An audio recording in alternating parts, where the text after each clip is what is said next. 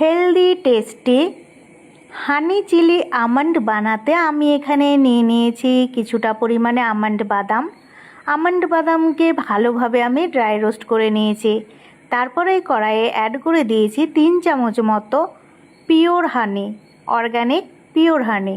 তার মধ্যে অ্যাড করে দিয়েছি half teaspoon chilli powder, add করে দিয়েছি পরিমাণ মতো rock salt. Honey, chilli powder, rock সল্টকে ভালোভাবে মিশিয়ে নেবার পরে আমি অ্যাড করে দিয়েছি ড্রাই রোস্ট করে রাখা আমন্ড বাদাম। সমস্ত উপকরণকে আবার ভালোভাবে মিশিয়ে নিলাম আর বাদামগুলোকে ছড়িয়ে দিলাম ঠান্ডা হতে এবং ক্রাঞ্চি হতে। 10 মিনিট পরে দেখি আমন্ডগুলো ঠান্ডা হয়ে গেছে এবং পুরো ক্রাঞ্চি হয়ে গেছে। তারপরে আমি ছোট ছোট টুকরোতে ভেঙে নিয়ে জারে স্টোর করে রেখে দিয়েছি।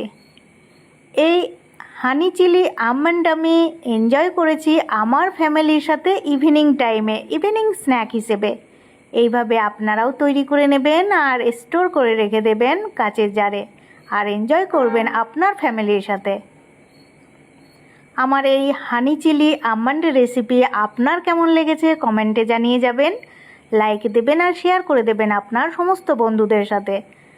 তবে এখানে একটা বিষয়ে খেয়াল রাখতে হবে, এই বাদাম কিন্তু বেশি পরিমাণে খাওয়া যাবে না, কারণ এতে ক্যালোরির পরিমাণ অনেকটাই বেশি আছে, ওজন বেড়ে যাবার ভয় থাকতে পারে। 5 থেকে 6টা বা 8টা খাবেন।